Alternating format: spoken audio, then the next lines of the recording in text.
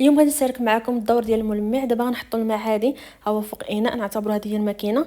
هي النقطه ديال الماء كتبقى واقفه ملي غتنشف في الماكينه. ملي غنديروا التجفيف وبالحراره غادي تنشف على الاواني وتخلي واحد البقع بيضاء، لان الماء كيكون فيه الكلس. هنايا درت الماء فيه الملمع، هانتوما اللي شفتوه غتلقاوه كيتحرك واحد شويه.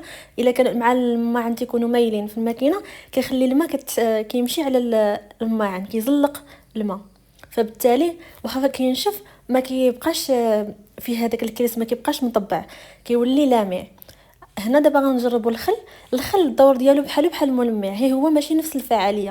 ها هما اللي شفتوا هو دار بحال الملمع، هي هو ماشي بزاف بحال الملمع. المشكل اللي كاين في الخل هو انه غير مناسب للماكينه، يعني كيبقى تما مع المده، حيت غيبقى بزاف. يعني بقات عندكم 10 سنين غيبقى 10 سنين، يبقى عندكم بزاف ديال المده، كيولي مع الوقت كيتاكل. وهي ما مصايباش انه يكون فيها الخل. فالخل طبعا صحي ولكن غير مناسب للماكينه.